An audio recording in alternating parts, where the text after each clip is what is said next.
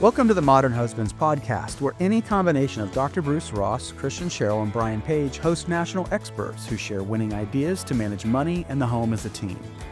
Today we welcome Emily Luk. Emily is a Chartered Financial Analyst, Chartered Professional Accountant, and co-founder of the investing app Plenty. For today's episode, we discuss the challenges couples face when investing for retirement and how to address those challenges. Enjoy the episode. Emily, we're thankful that you joined us today on the Modern Husbands podcast. Thank you so much for having me. So before we dive into your tool, can you share a little bit about your background in investment services? Yeah, so I started off my career on the investing side. I worked in venture, investing in primarily software companies. During that time, I also ended up getting my CPA and my CFA, largely because I had actually graduated a business program and realized I hadn't learned much, if anything, about how to manage my own money. I could tell you all these things about how companies should do it, how companies would process their taxes, but surprisingly, there just weren't any course materials for what was going to actually be relevant in my life. So I ended up going and doing those designations kind of in nights and weekends. And then from there, I ended up actually spending about the last 10 years in Silicon Valley building fintech startups. So you're a busy person. And you're married. How long have you been married? So we were engaged for a couple years before we finally got around to planning the wedding, because we actually also started a company together at that time. So I now run Plenty with my husband, but we've now been married for about a year. Congratulations. You made the shift to tech from financial services. So can you walk us through that journey, concluding with your new adventure, Plenty, and which is an investment platform for couples to manage their investments together? So I was really lucky to have the chance to join Stripe. Stripe is now, one of the largest startups in the world. And I joined Stripe in San Francisco back in 2015. And it was this incredible opportunity to start to see infrastructure get built that enabled other companies to build on top of. And, during that time, we grew the company from a couple hundred people to a couple thousand people. And I really started to see the power of what happens when you make this infrastructure available to more companies. So really what Stripe did was they're a payments provider where they made it so you don't need to spend as much time building and operating the ability to just charge a credit card and to actually make money off of selling your product and service. They made it really easy for everyday entrepreneurs, small businesses, and other startups. From there, I ended up moving to a company that, for me, I felt more connected to the mission, which was really focused on helping people living paycheck to paycheck reach this point of financial stability. At that company, I ended up actually meeting my now husband and co-founder, so you can say they had the best values interview imagine for a company. We were very aligned from the very beginning. Both of us had joined for the mission, but after Walmart bought the company, we ended up deciding to take some time to go travel, and during that year, we got engaged. And for us, that was really where a few of the light bulbs started for what ultimately became Plenty. The first one being when we got engaged, we started talking about money, and we started talking about, how much we might need for the things we wanted to do in life. And we started talking about how we might start to manage money together once we got married. And the really surprising thing that we found was there were no products or tools built for that. Every product that we tried, it seemed like you had to fit in one of two camps. Either you were only managing money on your own, everything was individual, or they made this assumption that every single thing you had fully merged with your partner. Right. And for us, we were like, that's really strange. Like, is that normal? Especially in this age where both people work and there's a built-in independence there because you're both earning incomes. Right. Yeah, and I'm glad that you picked up on that. And when you look at tools, there's obviously Tiller has the ability to do that. When I say that, use spreadsheets or develop spreadsheets that make it easier for couples who you use yours, mine, and ours. But that's for daily spending. That's for budgeting. That's not for bigger picture goals that you're trying to tackle, such as retirement. And when my wife and I are working through our own retirement goals, you can see it on Tiller, but it's not as if it's sort of like collaborative investment tool, right? Yeah. And that one of the reasons that I wanted to have you on is that within the last couple of years, there was research that uncovered that 1 in 4 married couples collectively were investing enough to be able to take advantage of the full employer match. So between the two, Mm-hmm. they could have each gotten their matches.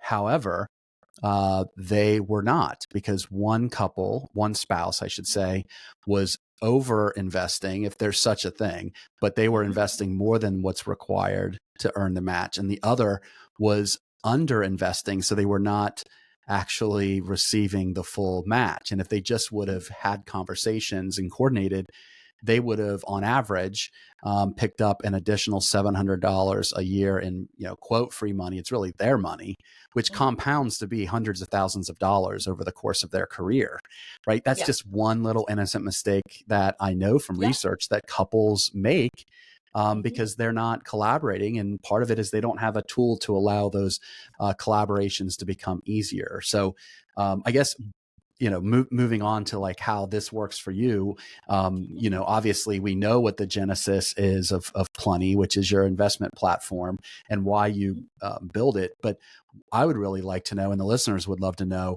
kind of how this Mm-hmm. works, practically speaking. And I can be a little slow, so explain it to Yeah. me as if I'm a 5-year-old child. Absolutely. I think one of the things actually that you spoke about, even with the tiller example, is that was another thing that we saw that was so broken. You have your budgeting tool over here. Sometimes that tracks where you are. You have your investing product somewhere else, and that doesn't actually work with your budgeting product. So you, even if you're managing money on your own, you are easily using 3 to 4 or more tools. Right. And when you do that with a partner, you're now suddenly at, maybe we have 10 accounts. Many of our couples have 10 to 20 accounts between the two of them. They're using all different tools, some of which don't really work for couples at all, some of which are built, things that they might have started to use when they were 23. And we started seeing how complicated this made it. Instead of just Yeah. making it easy to understand, how much do we have? How much do we earn? How can we save and invest better? And how much are we spending? Because all of this, what you spend, is the opposite of what you have to save and invest.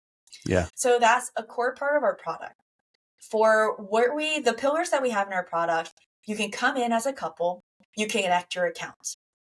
In that, you can then decide, this is an account that I share with my partner, or this is an account that is private. We actually recently found in a survey that 85% of couples, even if they think of it as all of the money is ours together, they still have private credit cards or private bank accounts. And that creates a feeling of Really? independence that's really important. And the Even for other couples where partners they're like, don't it's know all about it? ours. And they've intentionally discussed that, hey, there's a credit card that this is for you to do whatever you want. And it's Okay. not that it's hiding. It's very open and transparent. They still view it as, it's all our money together, but it makes it really easy to be able to feel and juggle that balance of, we're doing things together, but I'm also independent. Okay. I So don't have to there's ask for permission for everything, and I can do my own things for some of it, even when we are, living or building our lives together. So there's some financial translucency there. Like, Yeah. you don't see it, but if you really want to see it, you can say, I'd Mhm. like to see it. Okay. All right. Yeah, All right. That makes exactly. And sense. that's what we hear is incredibly common.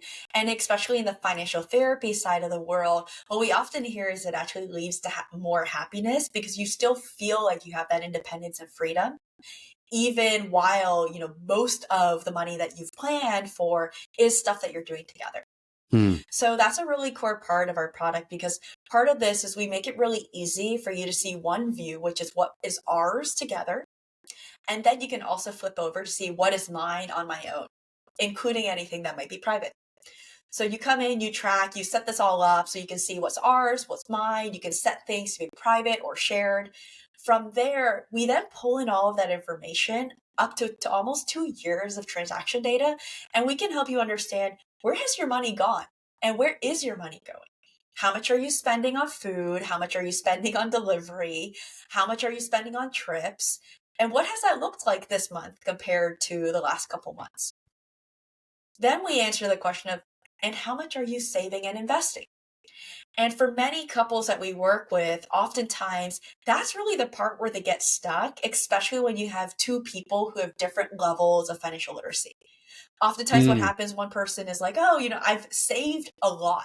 This especially is common for females, where there's been a lot of research about the females generally being, less risk familiar with averse. investing and more risk averse. Right. Exactly.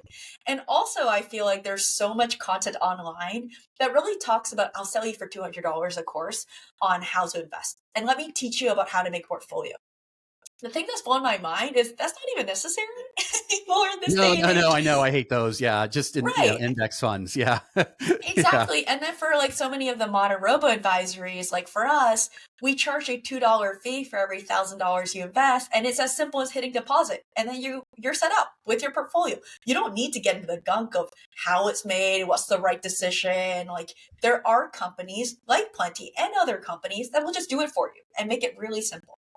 But what we find is that, especially within partnership, that becomes really powerful because it means that both partners can feel confident in investing, both separately and together. And that's really where, in our platform, we start to make it really easy where you can organize your goals.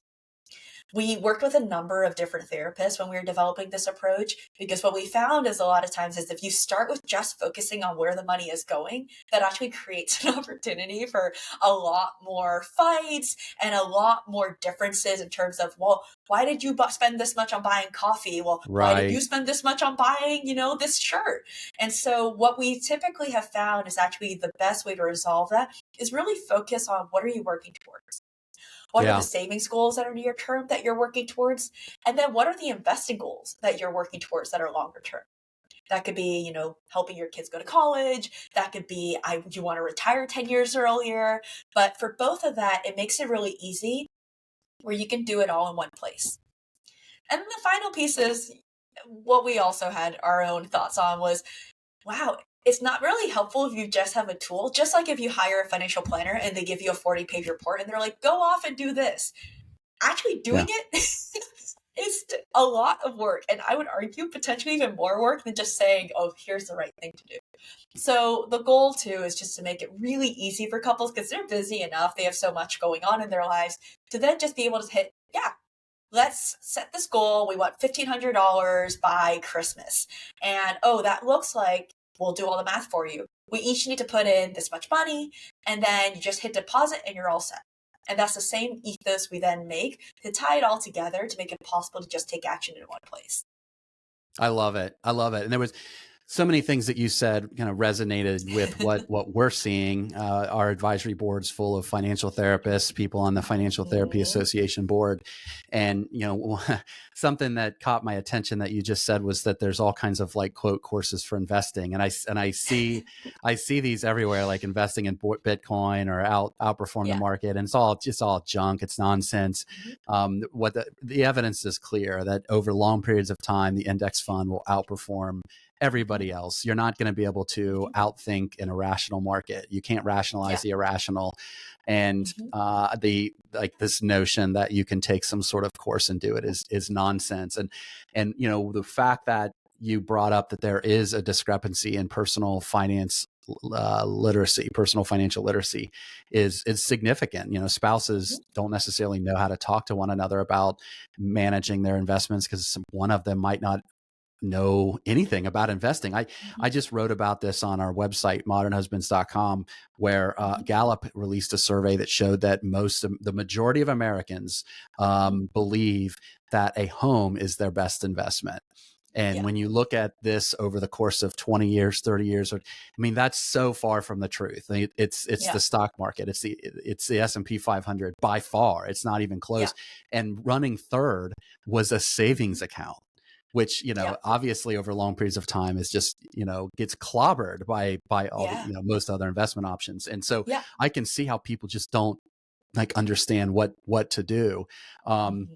so I I think want to, even, using the savings account example, one thing that you can see right now that's happening in the market is because interest rates are so high and increasingly you can get a 4 to 5% interest rate and it feels safe and it feels yeah. known that you will get this 5%. There is now a record amount of money that is going into these savings accounts. But savings accounts are not investing. And if Right. you look at roughly the last year or so, if you actually had put the money into the stock market, into an index, you would have earned between a 15, depending on which index, a 15 to 25% return. Yeah. A Right. lot of times, the thing that's so crazy to me about so many of these courses is they teach you all of the nitty gritty details of how you create a portfolio, what is diversification, and you don't actually need to know that nowadays. People will just do it for you as a robo advisor. But the things that do matter is taxes. And I do think that's Yep. something that making sure that your strategy is tax advantage is important. And Yep. then making sure that you have access to not just the regular stock bond portfolios. That is the other thing that if I were to invest any amount of time, I recommend anybody spend any time learning about finances. Those are the two areas I would personally put time into. I couldn't agree more. I couldn't agree more. Yeah. Yeah. When I say Roth 401k, people think that means Roth IRA, just as an example. They don't know what Roth means, that the tax Mhm. implications, and you can get it through your employer-based plan in many instances. Yeah. Okay. So And even go for the, ahead. savings account right now, one of the things that's so crazy to me is that there is this record amount of money going into savings account, but any of the interest that you earn, you pay regular income tax rates on, Right. That's which true. can be 20, 30, 40%. And if you had invested it in the stock market, and let's say you had earned that 15 to 25% return, you don't pay tax until you sell. So Right. that difference just magnifies even more in just as quickly as 1 year. But what we often hear is investing can feel scary. And if you don't know where to start, it's almost easier and safer to feel like, oh, but I understand this. It's just pays interest. It's Sure. very simple, but it has a really big long-term impact, especially as you start to say, what does this look like in 3 years? Especially when interest rates start to drop. Is your money still, not Right. working for you, or is it actually put to work? Yeah, right. But Hmm. you're still, a savings account has its purpose. I have a high yield. It Hmm. earns 5.3% for emergency savings. But Hmm. but like you said, I don't have $100,000 sitting in that Right, account. That would be right, absolutely silly, when you can right. be, if you need access to it, so it can't be in a retirement account and you just feel like, hey, I want liquidity here. Just even in a Mhm. brokerage account where you just have it in the index fund, as long as you're willing to Right. ride the wild ride of the stock Mhm. market, which it has its twists and turns at times, but when you look long term, I mean, Mhm. it's fascinating when you look at the graphics of a stock Yeah. market over like 100 years. I mean, Yeah. really, it's not a roller coaster. Really, it's like Yeah. just the first part of the roller coaster where you're going your way up, going up, but Mhm. there's just some dips in your journey up, right? Yeah. Um, Yeah, exactly. I think the statistic is almost like if you were to put money into the market and at a 15-year time horizon, at a 20-year time horizon, you're getting close to almost 99% probability that you will have earned money, which yeah, is right. as Yeah, close to about 100% as you can get, right? yeah. It's much shorter. It's not that high when you're looking at a 1 year time frame or a 2 year time frame. But for a lot of people, if you're thinking about money for down the road, money that you want to put aside. That's really where it's like, if I told you you would almost have a guaranteed return, would you do it? As a Modern Husbands podcast listener, you recognize the importance of evidence-based advice from leading national experts for your marriage. That's why we know you will love our marriage toolkit. Nearly 50 national experts came together to provide bite-sized advice to manage the toughest topics couples face in managing money in the home as a team.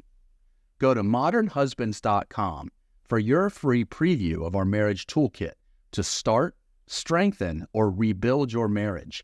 Once again, that's modernhusbands.com to sign up for your free preview of our marriage toolkit. Now back to the show. The other thing too that is increasingly now common too is this trend towards direct indexing, which happy to also tell Please listeners share. too about this. Yeah, so about 30 to 40 years ago, the vanguards of the world came up with ETFs, which made it really easy to invest in the market if you didn't Yep. have a lot of money. Wealthy people never actually started using those because they had enough money where they were like, no, no, no, I don't need to buy an ETF. I'm just going to buy the stocks individually.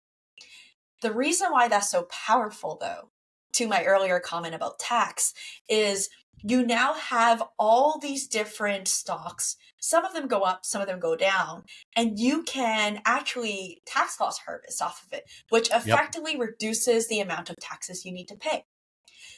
We've been doing a lot of research on this ever since the beginning of the company. And one of the things that we saw was now, because the fees are so low and you can buy fractions of a share, one of the things we do in our portfolios, our premium portfolios, is we actually take the same strategy that used to be for wealthier families, and we now do it for investments as low as $100 because we really believe in the ability to reduce the amount of taxes through the same strategy that's applied here. That's an example, I think, of whether you do it here or somewhere else, where tax actually can have such a material impact, where we've seen, estimates and reports that this can add anywhere from 1 all the way up to 4% in after-tax returns per year. And that's on top of maybe a stock market return or a total portfolio return of 6 to 10% per year. So it makes a big difference as you start to think about, wow, this is all on top. So I think things like that is really important. And then, one of the other stats that blew my mind the other day that I was reading about is if you are a wealthier family, almost half of your money is not in stocks or bonds. Almost half of your money is in alternative investments. Yeah. And that's really another area where I think people are starting to become more aware of this, but still not quite sure how to access this. And as you start to think about things like my retirement money, that's actually a really good candidate for starting to look into, is there a way that I can get access to the same types of investments that wealthier families use? Because if my money's in the stock market, maybe I double my money in about 7 years. But if my money is in really good alternative investments, then maybe I'm actually doubling my money in as fast as 3 years. And for our listeners, that could be like private equity, which most everyday people don't have access to. Or Right. When I say real estate, think like rental properties, large apartment buildings. Exactly. I owned rental property in the past, which it is not a passive investment, despite what you hear on like Instagram and TikTok. That's all nonsense. But it certainly is financially lucrative if you do it right. And I like the fact that you brought that up, that when you start to really build a strong base, that there is a kind of a second wave of investing that, if done with the right kind of guidance, can be really lucrative. So I'm really curious though about like the dynamics though that arise between couples when they're working together to invest for retirement. Yeah, well, one thing that I think that I actually love about both your platform and your podcast is we're seeing the conversations really change. What we're hearing a lot from what we define as the modern husband is they're like, hey, it doesn't feel great to feel like I'm the only one trying to figure out all of our money. It's a lot of responsibility. Right. Maybe I make mistakes, and it would feel good to have a partner and to be able to work as a team member. And what we've seen is we've seen all the numbers. If you both look at your finances together and work together on big decisions, you are 95% more confident in your future. You are less stressed. You are less likely to make mistakes, which means you will have more money down the road. You need to send me that research. Will you promise to I'm send me more that than research? happy to. Yes, I can send you that report. It's I actually love by it. UBS. It was done a couple years ago. Okay. And it's almost like, hey, if you take out the money part, take out the finance part. If I told you there were all these things that can make your marriage happier, make your future more secure, would you do it? And when it comes to retirement, that's probably the best example of securing your future for so many people. One of the things that we often hear is that people don't talk about it because they're not sure. And oftentimes what we also see is people don't even know what they have for retirement. So many people in this generation, you've changed jobs, you have employers, you don't even know where your 401k is. That's true. And so you end up actually just remembering maybe one login or 2 logins, and maybe you have 10 or 20,000.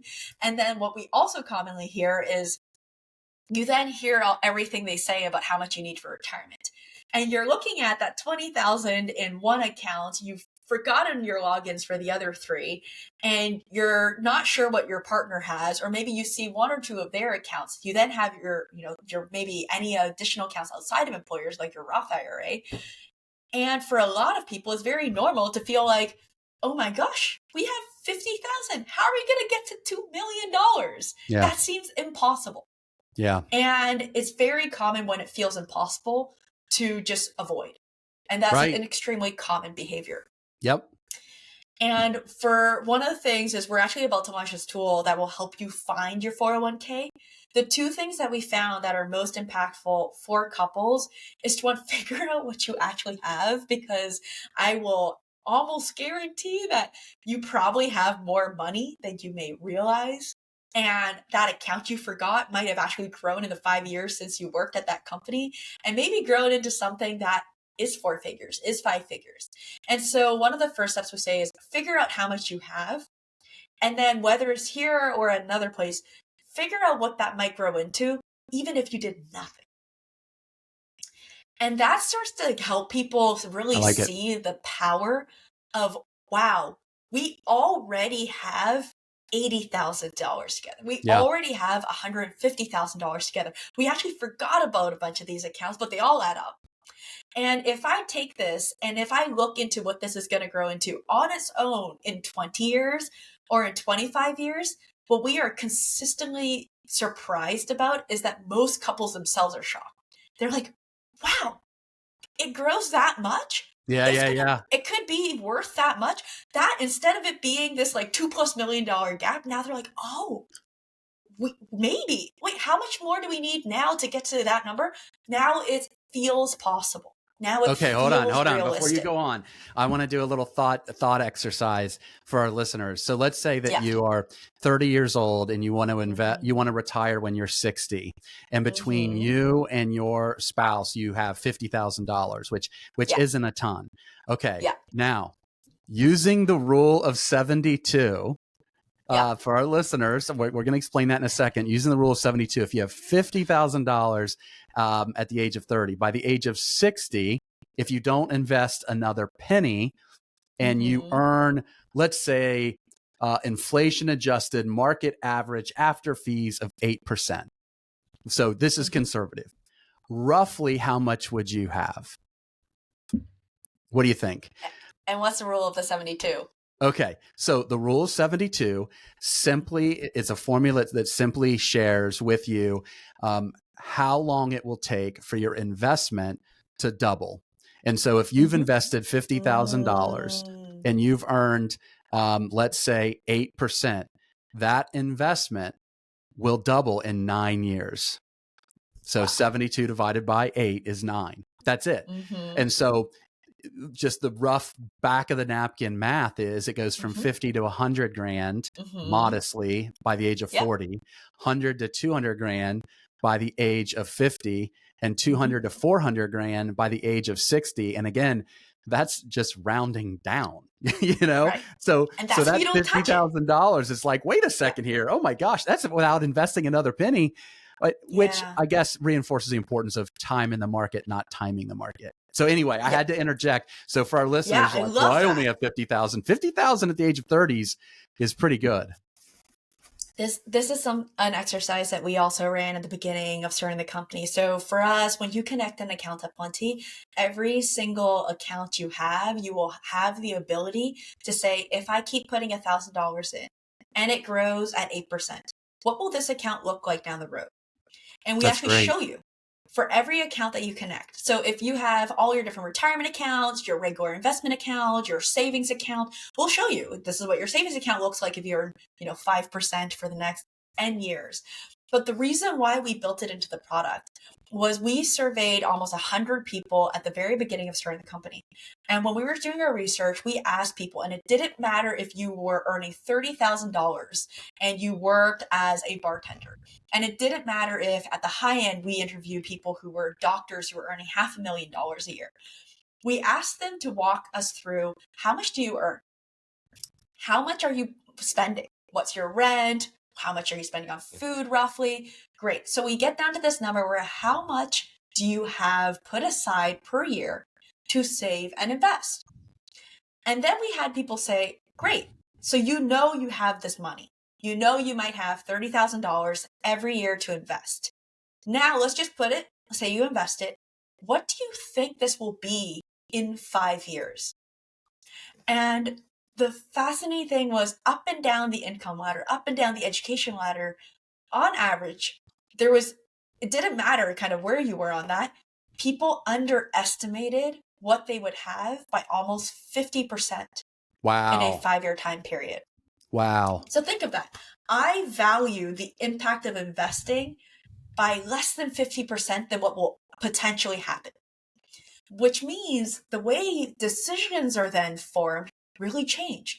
It starts to become more short-term focused because you don't value the future accurately. You don't think it will be that much, Right. which I think as you get to longer and longer time frames, like retirement, not realizing that $1,000 today can actually be can grow over the years. Yep. $100,000 can really grow.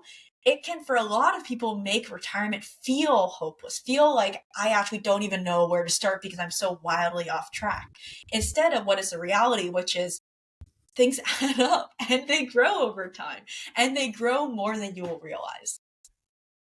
All right. So this is obviously a great conversation, and I'm going to pin you down though with a couple tough questions, but you have to answer them in 60 seconds or less. So we're going to have a 60-second challenge, meaning you need to summarize a response in 60 seconds or less, and then we can always dive into more detail.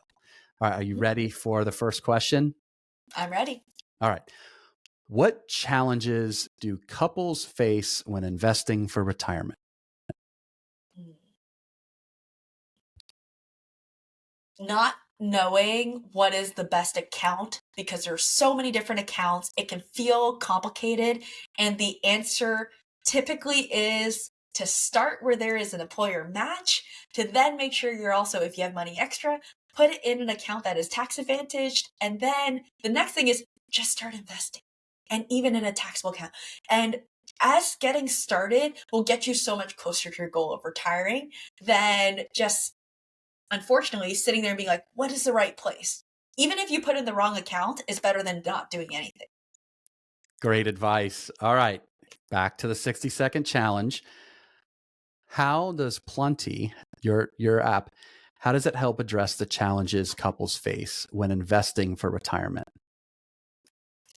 We are about to launch our retirement product, which makes it really easy, where you can actually just invest with Plenty and we'll do it all for you. We'll create the portfolio. And then the next piece being, we'll also look for all of your missing retirement accounts, help you move it all into one place because we'll help you save on fees. You're probably paying up to 5 times too much in fees. And then part of this is, to that comment about alternatives, how do we help you invest even better? So all things that are in progress and coming soon. All right. Last 60-second question. Even if couples do not use your app, what steps can they take to get on the same page when investing for their retirement? Look at your numbers together. Figure out what you have, write it down. It can be on a piece of paper, on a spreadsheet, but even just starting with where are we today can be a really powerful unlock to start to understand what you're already on track for before you then start to say, and what happens if we put aside an extra $1,000 per month? Then what could things look like? And you have a new podcast, right? Can you tell us just a We little bit do. about it?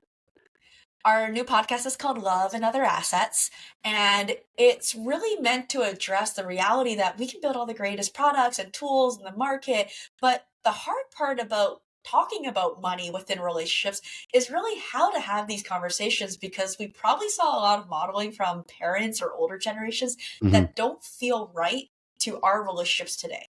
But there also wasn't exactly, just like we didn't learn personal finance in class, there also isn't exactly like how to talk about, money or how to have difficult conversations. And so we bring experts to make it easier to talk about topics like, how do you resolve conflict? How do you plan a date night? What is a healthy way of juggling togetherness versus independence? And we try to help bring some light to that to make it a little bit easier for couples that are having these conversations live. And where can couples go to learn more about Plenty, the app, and your podcast? So our podcast, we are Love and Other Assets. If you want to learn more about the company, you can go to withplenty.com. We named that after thinking about what it would be like to have a life with plenty. All right, final question. You have one shot with one piece of simple and actionable advice for our listeners. What do you want to leave them with? You can get started without needing to know a whole ton about finance and investing in probably under 3 minutes. Great conversation. Thanks for joining us, Emily. Thank you so much for having me, Brian. A special thanks to our guest and, of course, to all of our listeners. Don't forget to click subscribe wherever you download your podcast, give us a rating, and share the Modern Husbands podcast with others. Doing so goes a long way in growing our reach. And join your fellow Modern Husbands and have links to our podcasts, articles, and other resources to manage money in the home as a team sent to your inbox every 2 weeks by subscribing to our newsletter at modernhusbands.com. Until next time, be well.